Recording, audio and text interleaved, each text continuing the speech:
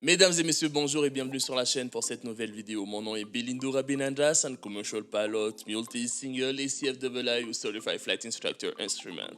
Alors la semaine dernière, on avait parlé du GPS système, ce qui était d'ailleurs en mon compte un sujet super intéressant. Et d'ailleurs, je remercie tout le monde pour avoir regardé, liké, beaucoup partagé la vidéo, ça me fait énormément plaisir. Mais cette semaine, on va s'attaquer à un autre système que j'ai nommé le ILS système. Mais avant de commencer, je sais que beaucoup d'entre vous n'êtes toujours pas abonnés à la chaîne. D'ailleurs, je sais pas ce que vous attendez. Mettez un petit pouce bleu, partagez la vidéo un max, ça me fera énormément plaisir. En plus, ça m'encouragera à faire plus de vidéos comme celle-ci. Mettez la petite cloche de notification également, comme ça vous ne raterez aucune de nos vidéos. Et donc, sans perdre plus de temps, ladies and gentlemen, welcome aboard. This is your captain speaking. Alors salut le mec, c'est Lido.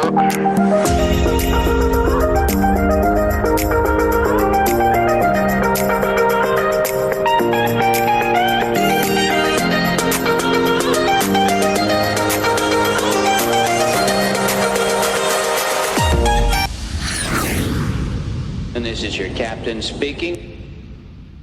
Alors, comme vous avez vu dans le titre de la vidéo, cette semaine, on va parler du ILS System ou Instrument Landing System. Et à quoi ça sert tout d'abord? En cas de basse visibilité, la plupart des aéroports privilégient l'ILS comme système principal pour guider les avions jusqu'à la piste. Le système du ILS ou Instrument Landing System fournit un guidage vertical et horizontal vers une piste spécifique d'un aéroport. Et il est utilisé pour exécuter une approche aux instruments dits de précision. Une approche de précision, ce qui veut dire qu'il produit un guidage vertical et horizontal vers une piste selon les standards spécifiés par l'OACI. Le pilote devra suivre le guidage jusqu'au Decision Altitude ou DA, où il devra prendre la décision de poursuivre ou d'interrompre son approche. Et si le pilote ne voit pas la piste à ce moment-là, un missed approach devra être initié. Il y a 3 catégories d'approche ILS, la catégorie 1, 2 et 3, et chacune d'entre elles ont leurs propres minimums.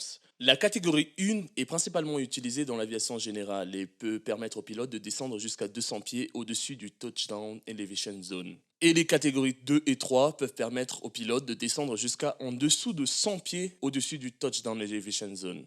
L'ILS System peut être divisé en 3 parties. On a le Guidance, Range and Visual. Quand on parle de la partie Guidance, on parle du système de guidage vertical et horizontal. Horizontal qui est Localizer et vertical qui est Glide Slope. Et les informations de range ou de distance peuvent être fournies par un compass locator, marker beacon, un radar de précision ou même un GPS. Et bien sûr, les informations visuelles sont fournies par les Approach Lighting System et les Runway Light. Les fréquences de l'approche peuvent être trouvées sur l'approach plate et elles sont limitées entre 108.1 et 111.95 MHz. Mais tout d'abord, parlons du localizer. Les antennes du localizer sont installées à la fin de la piste et elle émet 2 fréquences. Une fréquence de 90 Hz à gauche et une fréquence de 150 Hz à droite. Le récepteur ILS installé sur notre avion va recevoir ces 2 fréquences et selon laquelle des deux est plus reçue par l'instrument, elle va déterminer si on est trop à gauche, trop à droite ou au centre. Mais comme le VOR, plus on se rapproche du localizer et plus le signal est sensible. Et d'ailleurs, il faut savoir que le localizer est 4 fois plus sensible que le VOR. Et encore, comme le VOR, le localizer a un service line. Le service line du localizer est limité à 18 nautical miles et 10 degrés du centerline, ou 10 nautical miles et 35 degrés du centerline. Maintenant, le glide slope. Le glide slope est littéralement un localizer installé verticalement. Je m'explique. Il est généralement calibré pour donner un glide path de 3 degrés et un vertical course de 1,4 degrés. Tout comme le localizer, le glide slope émet un signal, mais verticalement. Un signal de 90 Hz au-dessus et un signal de 150 Hz au-dessous. Et en recevant ces 2 signaux à part égale, on peut considérer qu'on est sur le glide slope. Le glide slope est normalement utilisable jusqu'à une distance de 10 nautical miles de la piste. Les antennes du glide slope créent une transmission miroir du vrai glide slope qui produit un faux signal au-dessus du glide slope appelé false glide slope. Et ce qui veut dire que si on reçoit le glide slope alors qu'on est à plus de 10 nautical miles de la piste, c'est généralement le false glide slope. Parlons range maintenant. Le système du ILS fut inventé longtemps avant l'apparition du DME ou du GPS. Donc les marqueurs beacon furent utilisés pour déterminer la distance par rapport à la piste. Chaque marqueur beacon peut être identifiable quand on le survole par un signal lumineux et un signal sonore ou un Morse code. Sur une approche ILS, on peut compter 3 types de marqueurs beacon. J'ai nommé le outer marker, le middle marker et le inner marker. Le outer marker est localisé entre 4 et 7 nautical miles de la piste et identifie quand l'avion intercepte le final approach fix. Et une lumière bleue et un code Morse identifient le outer marker. Le middle marker est localisé à 3500 pieds de la piste et identifie l'altitude de décision d'une approche de catégorie 1, approximativement 200 pieds au-dessus du touchdown elevation zone. Elle est identifiable par une lumière jaune et un code Morse également. Le inner marker peut être trouvé sur les approches de catégorie 2 et 3 et sont localisées entre 1500 et 2000 pieds de la piste. Elles identifient l'altitude de décision d'une approche de catégorie 2 et 3, entre 0 à 100 pieds du touchdown elevation zone environ. Elle est identifiable par une lumière clignotante blanche et un code Morse également.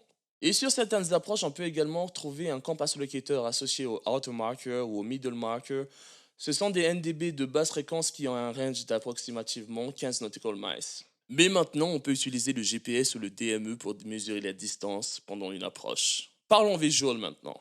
Quand on parle visual, on parle des approches lighting system ou alors des runway lights. Toutes les approches de catégorie 2 et 3 et la plupart des approches de catégorie 1 sont équipées de lighting system. On dénombre plusieurs types d'approches lighting system. Elles sont faites pour aider le pilote à transitionner d'une approche aux instruments à une approche visuelle et également pour identifier la piste. Mais rappelez-vous, il est très important de toujours briefer l'approche afin d'identifier le type de lighting system installé sur la piste en service. Et mesdames et messieurs, ceci conclut notre vidéo d'aujourd'hui. J'espère que vous l'avez apprécié. Mettez un petit pouce bleu si c'est le cas.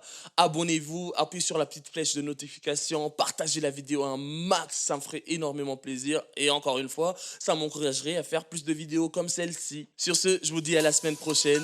Ladies and gentlemen, this was your captain speaking. And this is your captain speaking.